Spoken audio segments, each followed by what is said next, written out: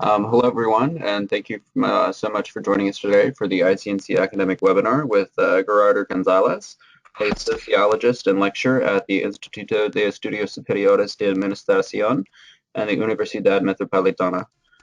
My name is David Reinbold, and I am the coordinator of digital initiatives at the International Center on Nonviolent Conflict. And today's presentation will be an analysis of the civic struggle in Venezuela that took place in 2014. Gerardo will be using Peter Ackerman and Hardy Merriman's checklist for ending tyranny, and the presentation will evaluate the skill-based and organizational capabilities of protesters, as well as trends of civil resistance in the country last year. Today's webinar will be about an hour in length, and it will be in two separate portions. The first portion is a presentation that will last about 30 minutes or so with Gerardo, and the final portion will be a Q&A session in which you can ask questions. During the presentation, if you'd like to minimize your control panel, you can do so by clicking on the little red arrow at the top of your screen. It should be right over here, and that will collapse the web applet. Don't worry about background noise during the webinar.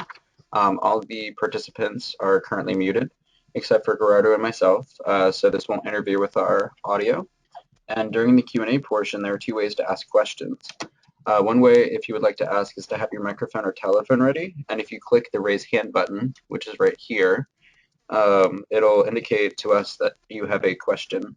The other way to ask your question is by typing it into the questions panel at the right side of your page down here, and then we will get to those questions as they're queued up. And with that, I will do a brief introduction about Gerardo, and then I will pass the ball off to Gerardo. So Gerardo Gonzalez is a Venezuelan sociologist who studies violent and nonviolent protests in Latin America. He has a BA in sociology from the Universidad Central de Venezuela and a master's in Latin American studies from CEDLA, the Center of Latin American Research and Documentation at the University of Amsterdam. He works in a major research company on public opinion, and he currently teaches at the Instituto de Estudios Superiores de Administración and the Universidad Metropolitana in Caracas. He works mainly with young people, political parties, and social movements interested in social participation, nonviolent protests, and networking. He has coordinated a number of youth programs on leadership, trying to create networks of young people fighting for social, human, political, and cultural rights all over the country. Lately, he has researched on the importance of political communication, participatory politics, and nonviolent protests. He's currently working on the first major study of protests in Venezuela. And with that, I will now pass the audio controls over to Gerardo, and we will begin. Hi, David. Hi. Thank you, David. Thank you, everybody. Well, thank you for coming today to this webinar. I hope you like it, and I would like to thank the ICNC for the opportunity to talk about my country. Today, what we're going to do is talk a little bit about the civil struggle in Venezuela, which is a very interesting case in nonviolent action and civil resistance, because in Venezuela, as many of you would know, for many, many years we've had a very polarized society. So I hope to speak at least 30 minutes and then open the page for everybody to ask questions. What we're going to do today is basically try to analyze the Venezuelan protest in 2014, specifically with the analytical framework of successful and civil resistance movements by Ackerman and Merriman. So as most of you know, what we're going to try to do is try to understand these protests, taking into consideration the capabilities and the trends which are outlined by Ackerman and Merriman. Very quickly, the capabilities are the ability to unify people, the operational planning of the campaign, the nonviolent discipline the activists showed during the campaign, and the trends are increasing civilian participation in civil resistance. The second one is diminishing impact of repression and backfire, mainly in this case from the side of the government, and increasing defections from a movement's adversary. So we will try to use these very valuable variables to try to understand what happened in Venezuela last year during the 2014 protests. Okay, so a very, very quick summary of the events that are occurring right now in my country. During the last 14 years, and we could say almost 16 years, much of the Venezuelan society has been polarized between supporters of the government and those against government policies. In reality, polarization has been stronger since 2002, and this is basically a very difficult concept to explain in a few minutes, but we can say that society is divided between those who are in favor of the government and most of its political and economic policies, and those who are against the government in the same terms. This was the reality during the government of Chavez, which was elected in 1999, and during the present government, which was elected at the end of 2013, the government of Maduro. Political polarization in these terms is seen as a struggle for power. Most citizens believe that one side or the other want power and want to stay in power in the case of the government, and well, all kinds of fights at a local, regional, and national level arises between people who agree and disagree. Polarization is seen best in families. I mean, in families you will find people who are against and for the government, but you can also find it in discussions between politicians, in people who have businesses, in all kinds of sectors of society. So what you have is a very, very strong polarized country, at least until 2014. Afterwards this changes a bit, but we will talk about that a little bit later. Anti-government protests in Venezuela between 2004 and 2014, which we can see in this graph, have been steadily growing over time. Most of these protests, which are recorded by an independent NGO, are local, small, micro protests. They are protests that deal with all kinds of issues or grievances that have to do with basic services, also with labor rights, also with lack of payments of things. But some of these protests, at least a third of them, have to do with human rights, political issues, issues that have to do with more democracy, more we could say more things that have to do with protesting against the national government. At least 2/3 of these protests have to do with more local and regional government, and at least 1/3 of these protests have to do with the national government. As you can see, in 2014, these protests escalated, and that has to do with, in 2013, we elected a new president, which won by 1.5% of the vote. The difference was very, very small. And in the beginning of 2014, the economic crisis and the social and political crisis were very much in the public opinion. People were very, very divided, and just in the first quarter of 2014, we had over 6,369 protests, which we will detail in the following slide. The actors involved in these protests between 2002 and 2014 were basically actors which supported the government. In this case, the PSUV, which is the main the socialist party of the Venezuelan government. That's a main actor. Also, the government had the military forces, some minor political parties, some civil servants who worked within the government. And one could argue that most of the powers in Venezuela, in terms of the judiciary, the electoral infrastructure, all supported the government. On the other hand, the opposition was represented by the political parties, and they've had several names during the years, but right now they're called the Table of Unity or the Unity. if we could say in those terms. Also the private sector, many human rights NGOs who work trying to monitor and understand what's happening with human rights in Venezuela, labor unions, professional federations, the middle class, and the media. This was before 2007. From 2007 onwards, one could add other actors. One could add some, in the case of the government, the private sector with government contracts.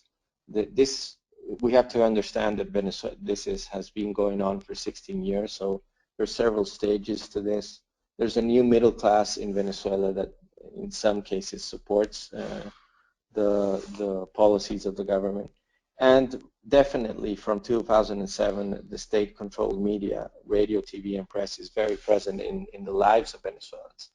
The government controls most of all media, and if it doesn't control it, it has either bought it or censored it.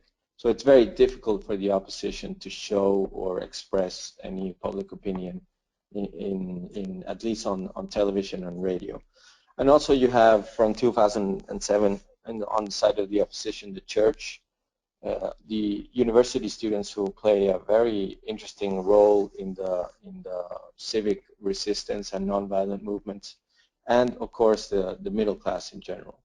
So this is the kind of polarization one would find in a political way.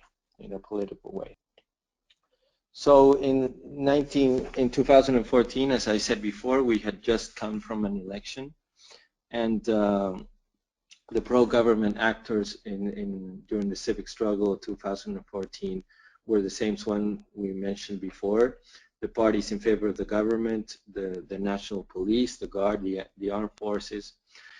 It's interesting that the government has a group which are called the Colectivos, which are armed and organized civilians loyal to the government, and they are used basically to try to,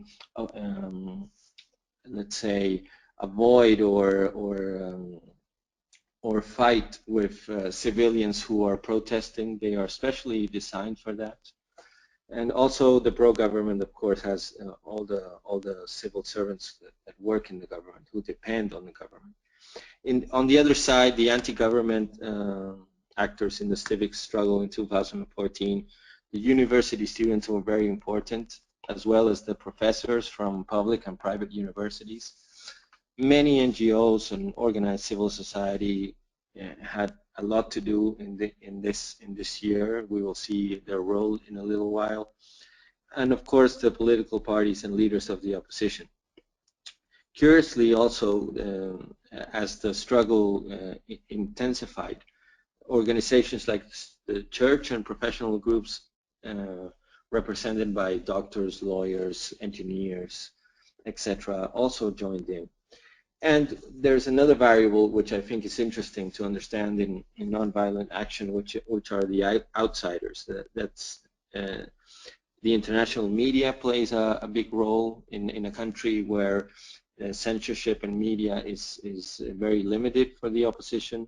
Latin American governments also played an interesting role in this year, and of course multilateral organizations such as the UNASUR or Mercosur, or in this case the Organization of American States.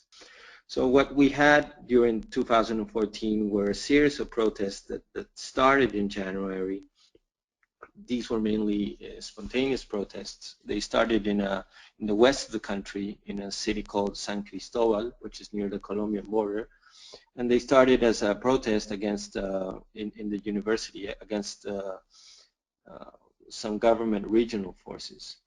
These protests quickly escalated to other regions of Venezuela throughout February.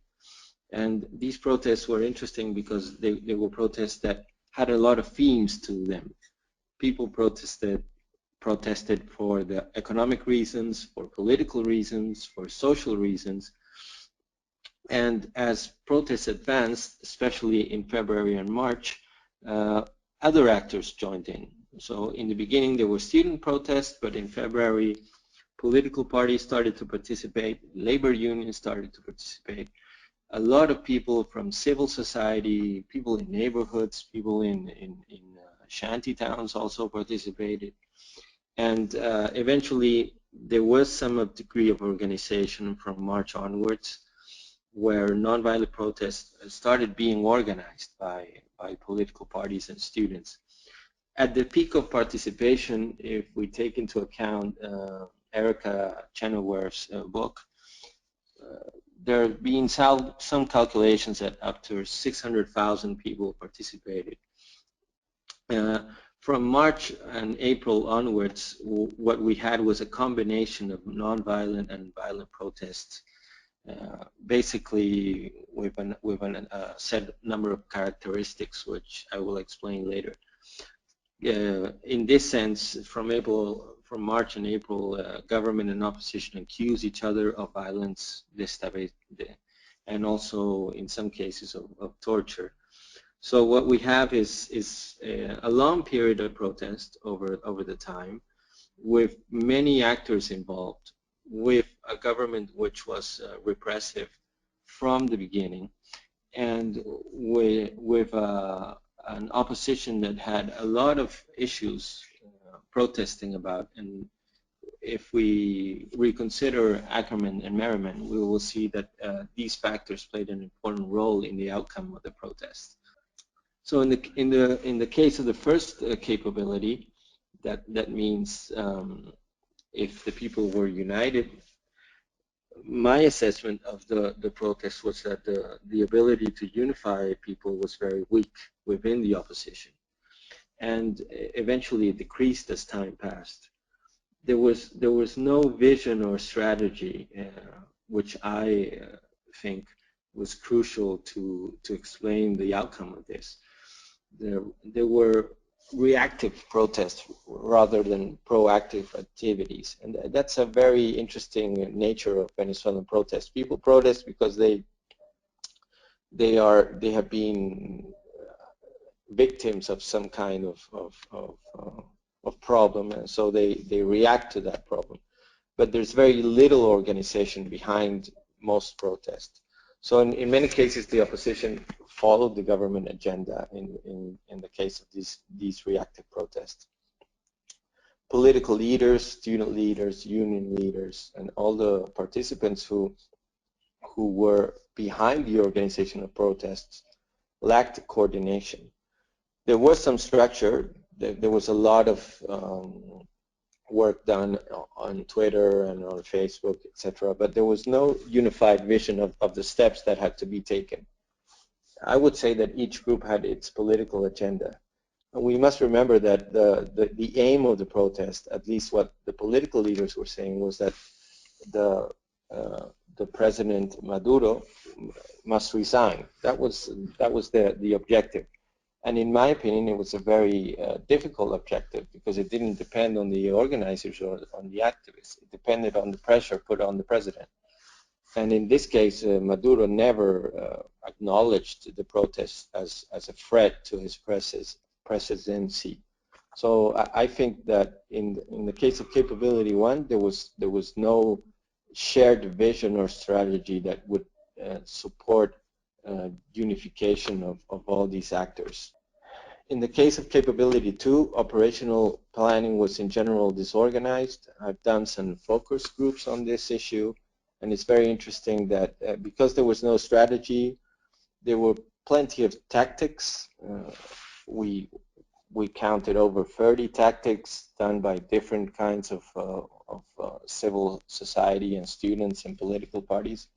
But there was lack of coordination, and I think lack of training in nonviolent protests. So what you had was people who would protest with a lack of coordination, a lack of effective and mid-term and long-term objectives.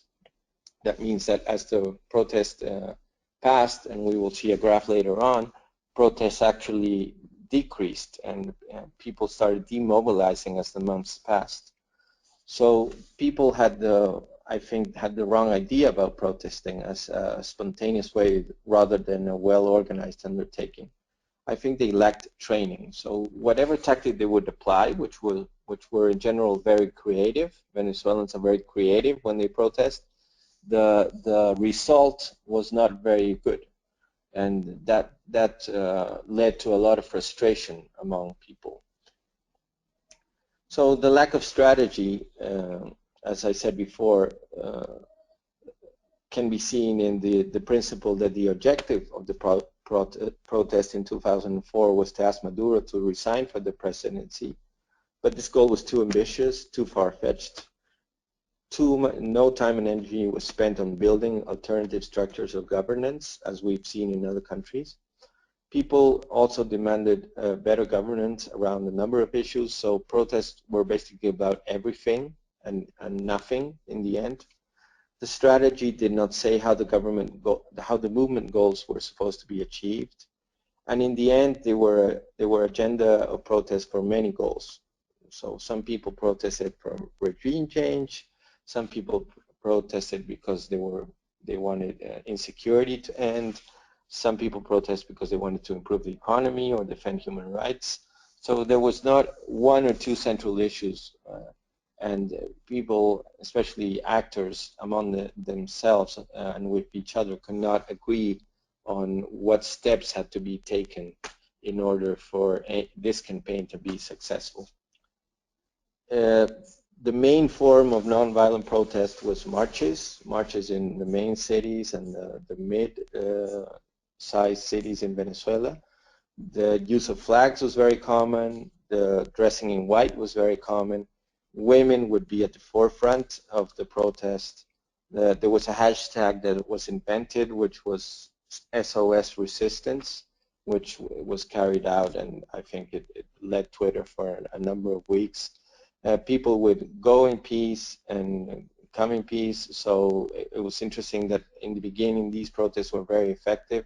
They drew a lot of people to the streets, and it was interesting to see people from all ages, from all social classes, from all kinds of parts of Venezuela, each with their own agenda on why they were protesting. There were a lot of creative protests, especially from students. Students would take highways and simply lie down on the streets, or they would go to shopping malls and lie down in the shopping malls, or go into boulevards or streets and simply, use theater or music or engage in a conversation with others. I mean, the political part of the protests were, I think, very illuminating and very creative and very interesting to see. Why do people protest in malls? Well, for the simple reason that it's safe. In a mall, there's less chance of being attacked by people from the pro-government or from the police. So you had a lot of creative protests all over the country, and this was done mainly by young people.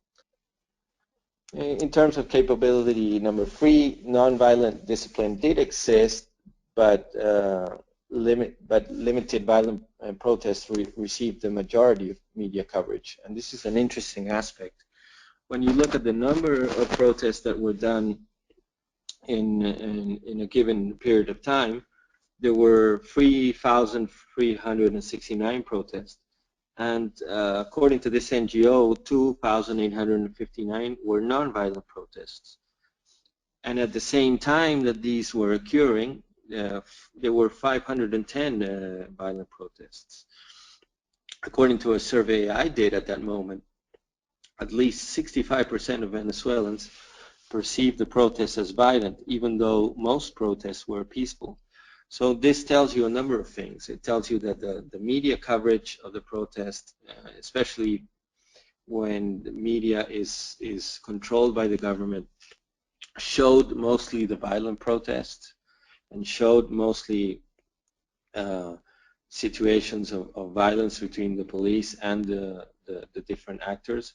It also shows you that the opposition that did not have an effective communication strategy to counter this perception, and it also shows you that people, as they saw violent protests, starting to ask themselves, well, why am I protesting? This is dangerous. I better leave the protest and go home, because maybe my life will be in danger. So the violent protest caused a great harm in terms of the nonviolent discipline that was present in most of the nonviolent protests. Nonviolent protests were present. You see on the bottom, on the top left hand, a nonviolent protest. People simulated they were going to the beach, but they were actually protesting. And on the other photographs, you see violent protests, which was basically done in the forms of blockades. People would blockade a street, and this was repeated hundreds and hundreds of times all over the country. And basically, young people would attack and receive attacks from the government forces in a sort of violent clash, everyday occurrence in Venezuela.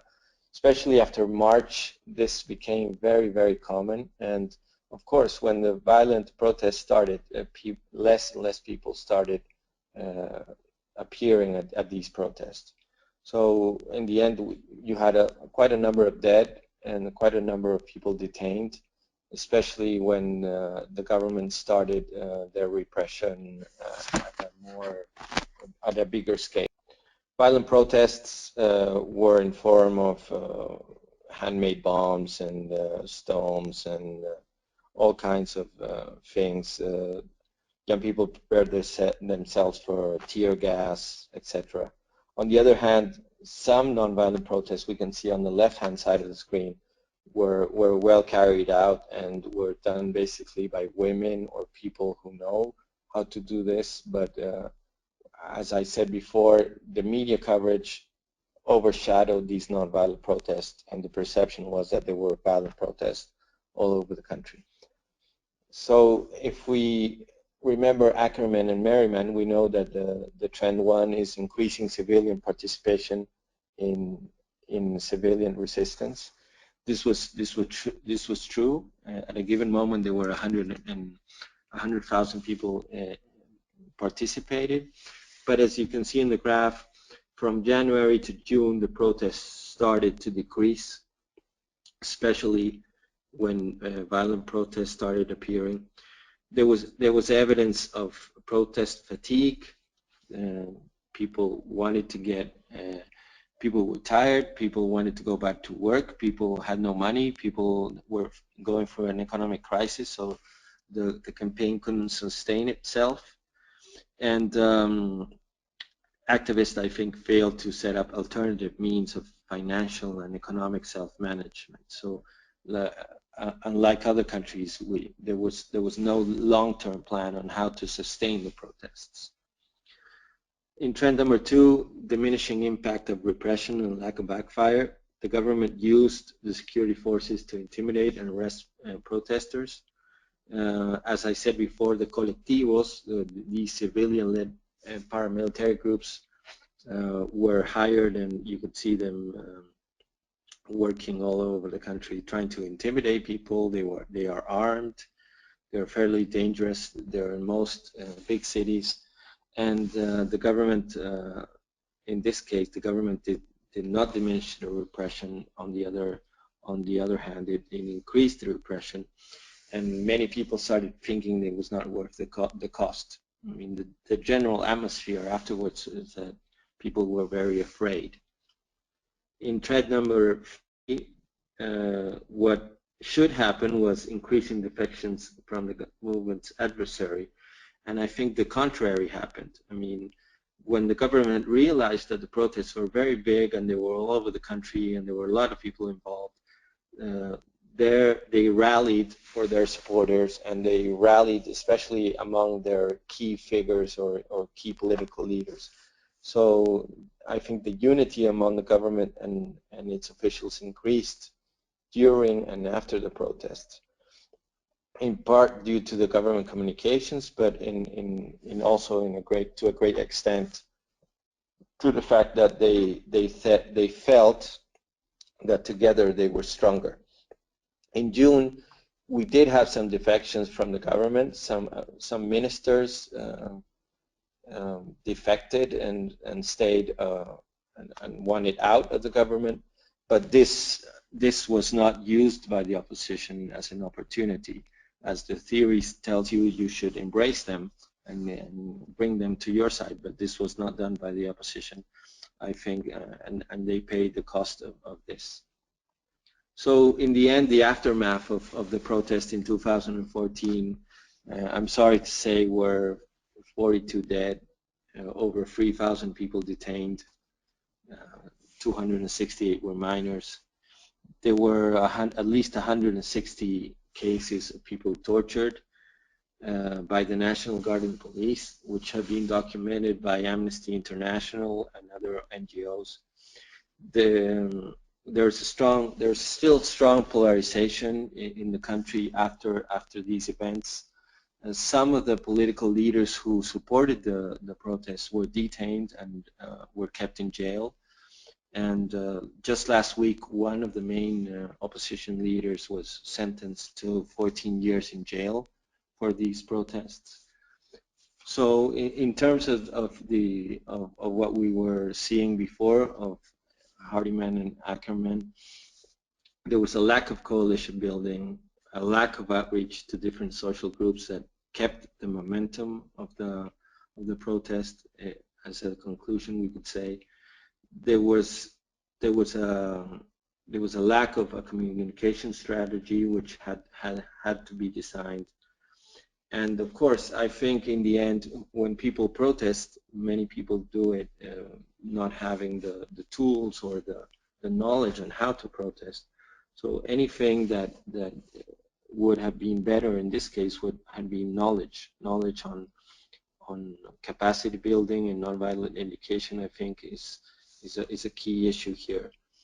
And just as a last point, I could say that this year, on the 6th of December, there will be national elections to elect the parliament.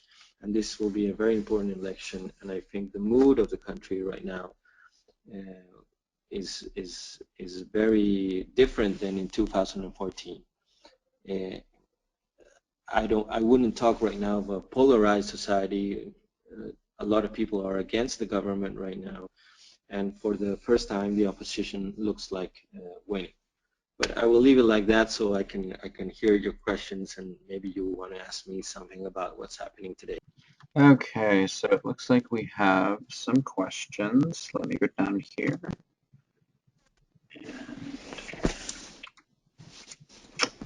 So Gerardo, somebody says, I'm interested in the theme of external support for protests, especially when that exterior support may have ulterior motives. In the case of Venezuela, I understand that the United States has been trying to support all forms of anti-Venezuelan government protests ever since the election of Hugo Chavez in the late 90s. Given the U.S.'s historical backing of anti-democratic regimes, I'm curious to know your thoughts on the potential impact of such support on Venezuela's movements. Okay, do you want me to answer each question? There's quite a few here. If you want to go through point by point, I think that would be a good way to go. Well, I can answer the first one. Yes, definitely the United States has an impact in the region for many years in Latin America. I think in the case of 2014, the protest started in a very spontaneous way. I was there. I saw the protest. I traveled around the country. I saw no evidence of the United States intervention, but I could say that as many of us, we have read and documented ourselves with nonviolent action. I think that the United States is obviously interested in what's going on in Venezuela, but I don't think it's as interested as people really think it is. We're not a very important country in their main political sphere. I think the United States has obviously before tried to have a role in the region, but I think Chavez neutralized them very well. I can say that in a very objective manner. Chavez was a world leader. Chavez had an agenda. Chavez played his political cards very well. So I think I saw no evidence of support, but I'm probably I don't know all the truth, so maybe there's something, some other issues around that. But in the case of 2014 in Maduro, I think the role of the United States has always been a card played by the Venezuelan government. I mean, blaming the United States about almost everything that occurs in this country is a national pastime of the government. Okay, so there's another question. Is there any data on the Colectivos? Is there any evidence that they are government funded and supported? I'm curious about their formation, makeup, numbers, etc.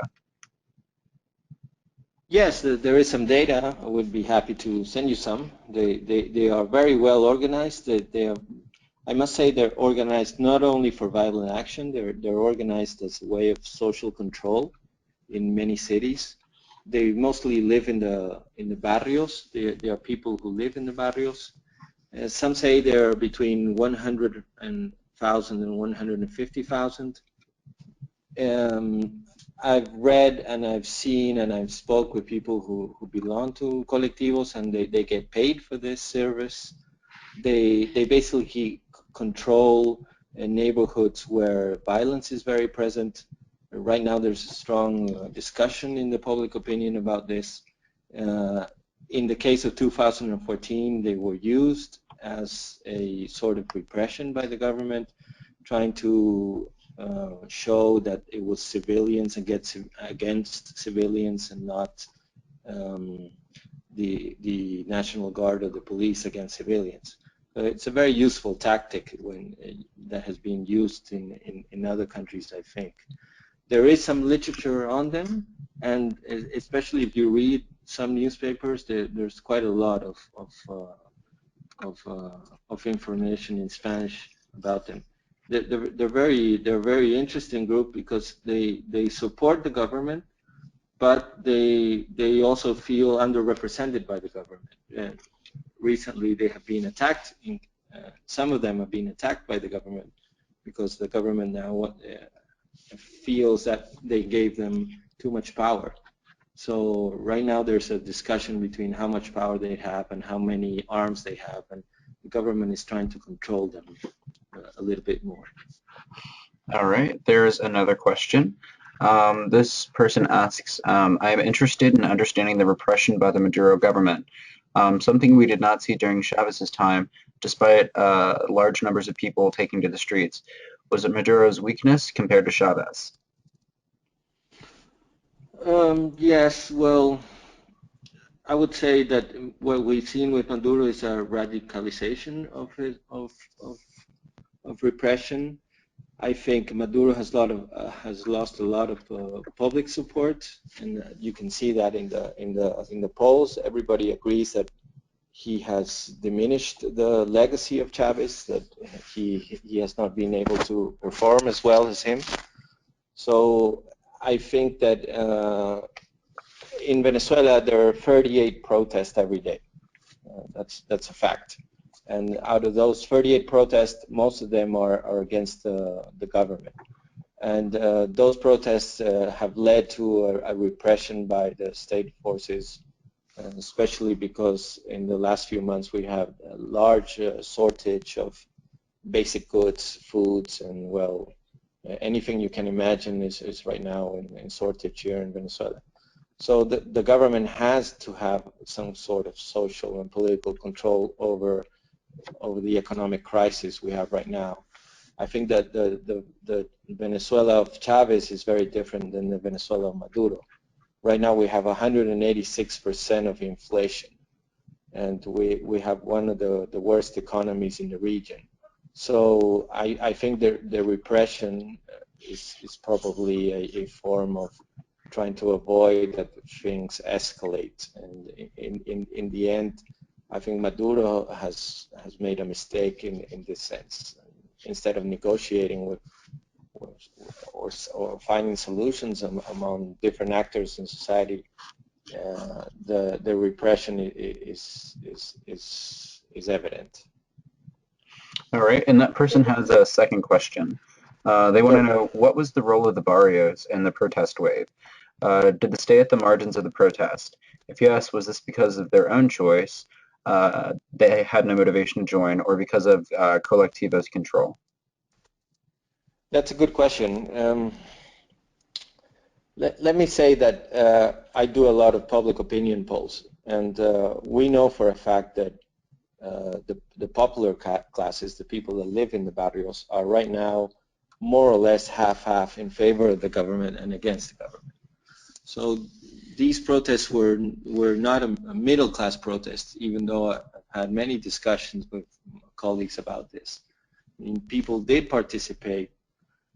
Maybe they didn't protest in the barrio because that's quite dangerous thing to do, but they did protest in the streets, in their neighborhoods, and with the other Venezuelans.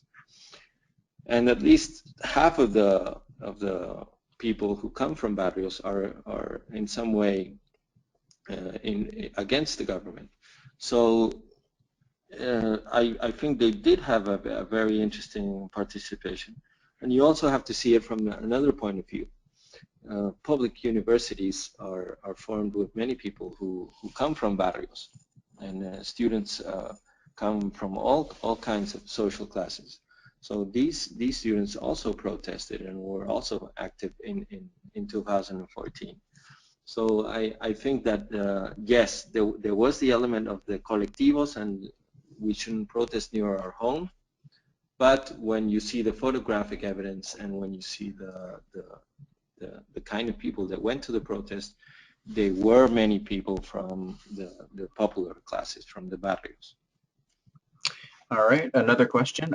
Somebody asks, in respect to coalition building, I'm interested to hear your thoughts on transnational collaboration for protesting around common value spheres, which may or may not correlate with Venezuelan national struggles.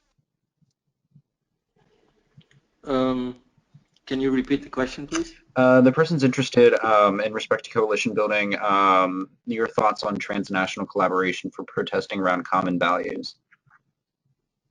Okay. Well, I think in 2014 there was a lot of international coverage on what was happening. There were many people who were in favor of the government, and especially Latin American governments were in favor of the government, and there were many other supporters of the civic struggle that was going on. It was interesting that as the government led to repressive situations and activities, there was an international outcry. Amnesty International has a few good reports on this if you want to look it over. I think that many people felt identified with what's happening in Venezuela. You had all kinds of artists and people who were engaged in public demonstrations internationally. It's very curious, 1 million Venezuelans have left the country in the last 10 years. And they also staged protests, nonviolent protests all over the world. I didn't talk about that, but that was an interesting phenomenon.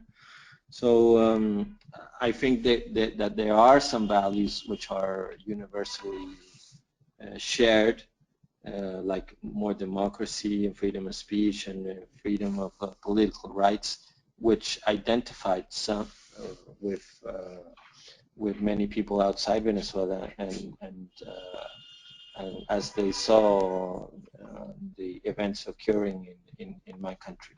I don't know if that answers the question, but I think it's something to do with that. Somebody asks, does Venezuelan civil society have any plans that you are aware of to do more education on nonviolent protest, organizing a successful movement, etc., in light of the last wave of protests? Do they have access to this information? What do you see as the way forward, given the upcoming elections? Well, that's a good question. I don't know of any activities, but I do know there's still internet, and I do know that people are very afraid to protest. I did a survey a few weeks ago, and people do not want to protest at this moment. It's a very sensitive issue. People are very afraid. There's over 3,000 people, or persons, including many students, who have judicial trials going on, who cannot leave the country, who have to report to a police station every week and sign a document. There are many people who are very afraid of protesting because of the judiciary powers in Venezuela. So I think that depending on what happens in the election on December, there are several scenarios that you could build. But I think right now the mood is, I want to protest with my vote. I'm going to vote, and people will vote, I think, in mass, and we will see the outcome. All right.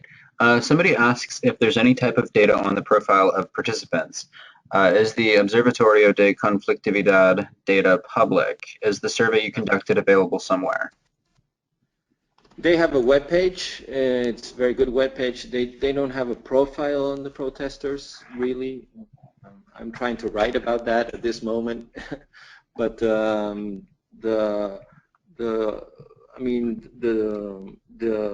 NGO, and there's at least a couple of others, are organizations who count the protests. They do mostly quantitative studies, and they try to